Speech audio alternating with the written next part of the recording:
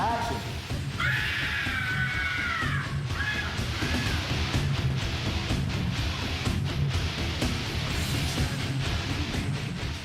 HORRORVISION actually started life as a project called Fear.com, which is a project that Charlie had been planning on doing for a number of years that had a number of other directors attached to it. And I was supposed to do The Mummy Reborn, and that project didn't happen, so then it became Fear.com. And I wanted to write a new script. They had an existing script for it when it was called HORRORVISION.com. But I wanted to come up with something that was my own, so I had a friend named Scott Phillips who had written a movie called Drive that Steve Wang did. It was one of those real high energy, you know, chopsocky kind of flicks. And he happened to be working for me at Full Moon in post-production at the time, so we started talking, and I said, hey, Charlie wants me to do this Fear.com thing, and, you know, I had some ideas and I threw them out to him. I wanted it to be kind of a cross between Videodrome and a movie that I had done years ago, Ozone. Basically, the thematic thing was to have it be some horrible tragedy befalls a guy and he spends the rest of the movie trying to figure out what it is that's happened to him, and it's a pretty common thing, but what worked about it in Ozone was the fact that it was so threadbare. There wasn't a lot going on in the movie. It was what happened to him that made it the way it was, and the style put behind the movie. So my version of Fear.com was a similar story. It was about a web programmer who loses all of his you know, toys, basically. I mean, it was basically, you know, my greatest fear come to life.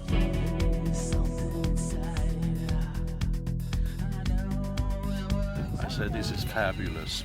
When Charlie and I discussed the series of movies, certainly one of the big things that would set even these lower budget movies apart from stuff that I had done earlier was a professional director of photography. I mean, that is the person that makes your movie look the way it's going to look. So Charlie has had a long-standing relationship with Mac Ahlberg, and Mac goes back to, you know, Parasite with Charlie, I think was their first movie, and has done Reanimator, and, you know, he did Innocent Blood for John Landis, he did, you know, Striking Distance, he's done a ton of movies.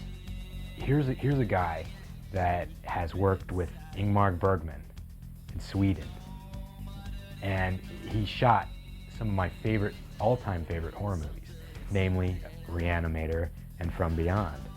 You know, when Charlie threw out the suggestion, was like, is Mac going to want to do this? Isn't this too small for Mac? But no, Mac was completely up for it. Mac is one of those people that the less you give him, the happier he seems to be, because he will make something out of that. He will, you know, if you tell him, well, Mac, here's a camera, and we're not sure if we have a tripod today, but can you shoot anyways? I mean, he would probably, you know, go, well, I will do what I can for you, J.R. You know, I'm rushing him along, you know, come on, get this, come on, we're in Burbank, and, you know, there's 20 cop cars around, so I'm sure he got really irritated with me. I mean, just great to work with, and you'd be surprised at how well he adapted to our low-budget filmmaking. God, I swear that this was a baby that came out sideways in terms of the casting, this movie, and I don't know why. We had plenty of good people read for us, but for some reason it was just very tough to pin the people down. The easiest one, after we knew Ariana wasn't going to play Dazzy, was Maggie Rose Fleck as Dazzy. She was certainly the best actress that read for us. Honestly, I was reading while I was in the tub, and I had the candlelight going, and I actually started to get scared. And I thought, is this the reaction I'm supposed to be getting? You know, because there are these creatures that I really have no idea what they're going to look like in the end. I don't know if Dazzy knows about synth. So she may have seen me from the monitor. I'm not exactly sure how the technology works, if she could interact. But, I mean, if it could, I think her eyes, watch her eyes, because they kind of dart, you know, over Daz's shoulder, and that's where I am. And so she was looking at me. I think for a while, poor Maggie thought she wasn't going to have any other cast to act with, because for a while it certainly seemed like there wasn't going to be. And in particular, the part of Dez was like a on and off again thing. We went through at least 2 different people, and the original guy who was our choice, which was Jake, wound up not, you know, working out for whatever reasons, and it was a total misunderstanding on my part and on his part. We, you know, thought he wasn't going to be willing to work under sort of the parameters that we were doing these movies and the lower budgets that came with them, And it turns out he really wanted to do it very badly, and we had moved on to somebody else who didn't really work out. And then I came back to him and said, well, guess what? This rarely happens in the film business, but you got another shot at this, and we want you to do it. And he was, you know, a real trooper about the whole thing, and he certainly didn't have to be, because we put him through, you know, the usual hell that comes with no-budget filmmaking. Well, we jumped right in. I mean, I found out like the day before that we were going to be shooting, and just jumping right in. We were going day to day, and we were getting the sides for the pages for the next day, and we're just going. It was the schedule was probably one of the toughest things, but it was also very exciting and very fun, and we just had a blast. So I'm really glad that we got him in the movie. And he was just a doll to work with. I never complained, went through hell and back. It was burning up in the desert, and they're all wearing black, and he was just really good. And we had a lot of fun with our scene. And the really interesting thing about Jake is it was really weird for me at points, because I'm a big Bruce Campbell fan from Evil Dead and, you know, Army of Darkness and all that stuff. And every now and then you'll be acting with him, and you'll look over and it's like, that's really weird. It's like you're acting with somebody else, and he's got a really good sense of humor, like Bruce too. So it was kind of interesting.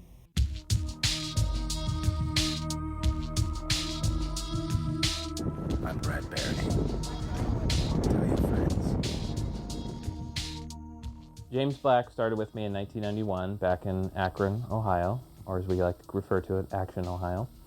And he was actually a college friend of a guy who produced a bunch of my movies in Ohio, Scott Plummer.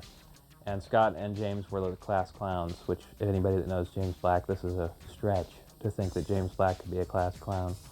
Ozone was a movie that was largely made predominantly with James and I. He is the kind of actor that is willing to just do whatever it takes to get the movie done, and he'll pitch in wherever. And that, not that I haven't had that experience with other actors, because there's been plenty of other actors that have, but with James, it's not even an issue. It's like, what can I do? Is there something I can do to help? You know, I mean, he's not so much anymore because he's Mr. Hollywood now. There was no audition process, because I've known JR for a long time. I think that when the character was written, he had me in mind to begin with, which was a very complimenting thing. I was flattered. After Ozone, James left me and went to Hollywood. He made me get him coffee to be in the movie. He said, James, if you get me coffee, and it's good coffee, then you, sir, can be in HORRORVISION. Bradbury, I mean, he's actually a martial artist, you know? So he's come up to me, we're talking about what we're gonna do, and he's like, yeah, you know, I'm thinking of doing a little like, and he's going like faster than that, because I don't have any training, you know? He's like twice as fast. And I was like, oh my God, this guy's gonna kill me, you know? James Black. He's the funniest man. He's a blast. Part was written for him, the whole Bradbury thing, and it was sort of a tie to Ozone, which I always felt like HORRORVISION was kind of a sister project from Ozone. My kid gets credit, right? You know, one of the things about Full Moon which I like is they let me do my own stunts. I mean, I can do my own stunts and other things, but they let me, like, go at it. I got a chance to fly through the air, and you're gonna get to see that. That's a lot of fun. And wrestle with monsters, you never get a chance to do that enough. James was an interesting one to work with.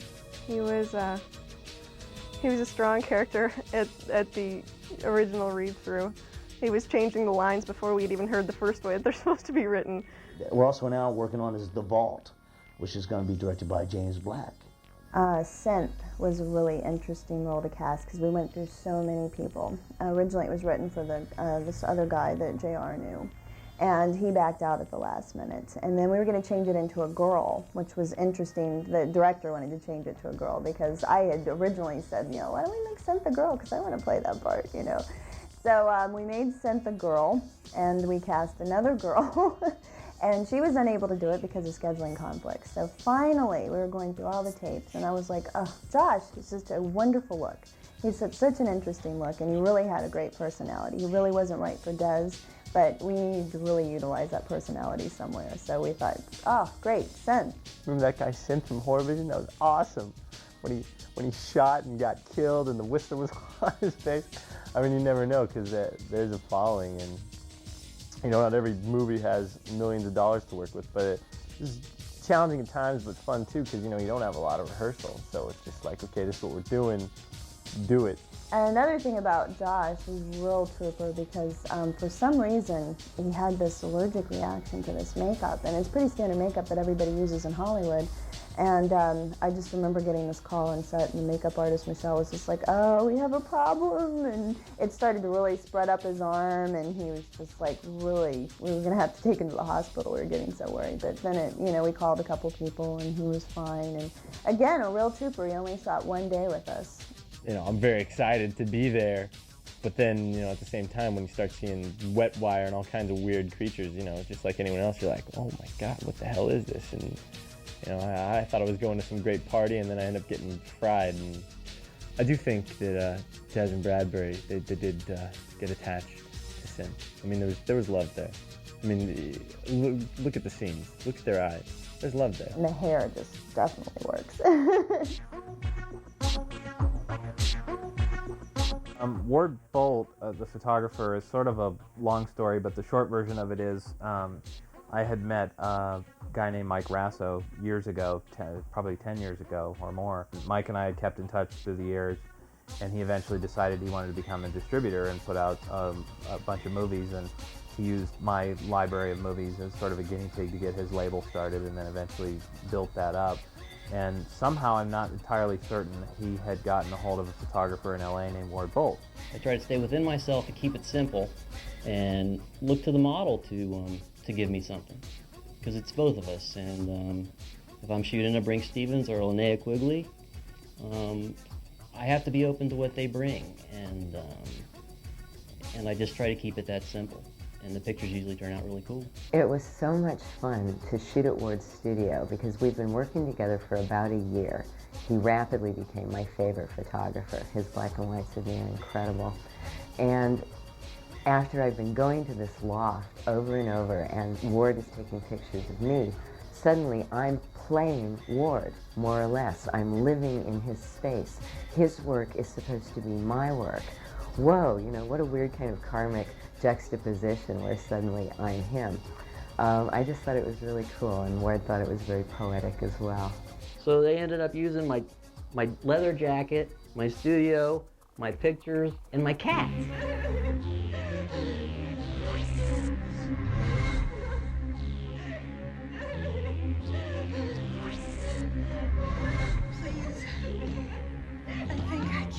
Brink Stevens, Scream Queen. Another thing I liked about the movie was the fact that I probably died more times than any actress in Hollywood, and this was a new one, death by pixelation. I've never had that happen before.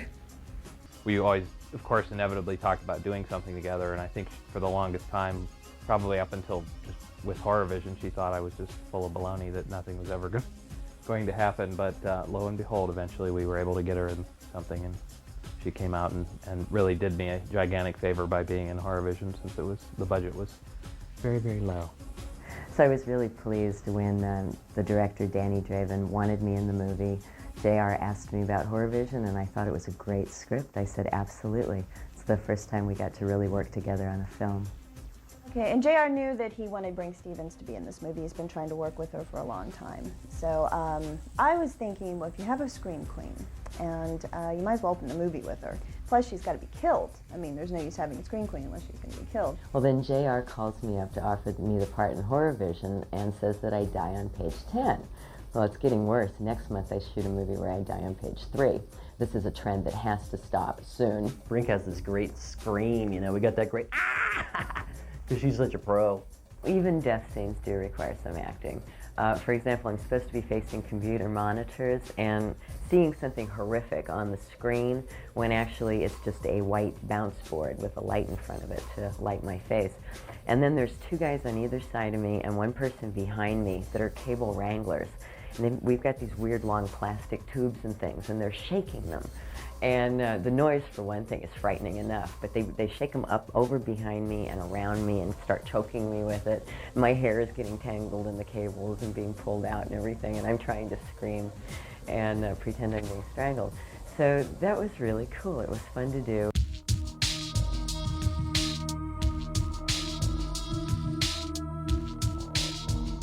David Barton and I go back to 1978 when we were in 7th grade, and we were reading some Scholastic magazine in junior high school that had Star Wars on the cover. We were fighting over it or something, and we both realized we were Star Wars retards, so we decided that, we should, make movies. We always had this competitive thing as far as making movies together growing up. Eventually he decided to go into makeup effects. I decided to stay making movies. His first real break at that was The Dead Next Door, where there was a big chunk of it that he did. He and I had kind of gone in different directions for a number of years, and then I think it was Ozone, actually, going back to this being a sister project of HORRORVISION, that sort of, I called him out of the blue and said, I'm making this movie for ridiculously cheap, and I need this, this, this, and this. And he goes, okay, well, I'll do it. It was more of like a charity effort than anything else. So the Whistlers were Manifesto's minions, and they took the shape of a ball in order to, travel quickly and go after their prey or whatever it was. And I had to do a transition between the Whistler and the ball. I mean, ideally, you would have liked to have had a mechanical effect where the Whistler actually rolled up into the ball. But, budgetary constraints being what they were, we actually had to do it in the computer.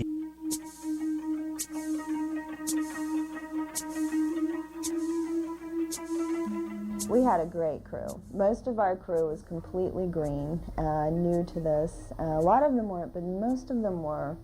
And we really broke them in with our low-budget filmmaking. So now they know what guerrilla filmmaking's like. Certainly HORRORVISION was not an easy show by any stretch of the imagination. It was a show that was spread all over the city of Los Angeles, which is the most difficult city to shoot a movie in anywhere. I mean, you could probably go murder somebody in the middle of a main street in New York City and get away with it, but the minute you drag a camera onto a street in Los Angeles, you are busted.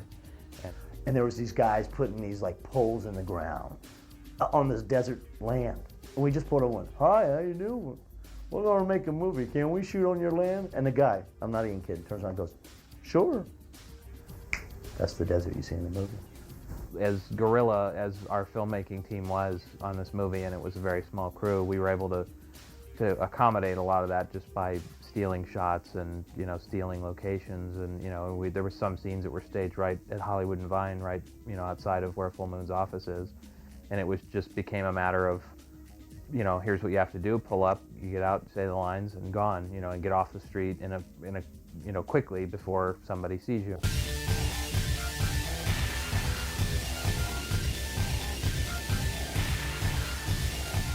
She takes me on a trip.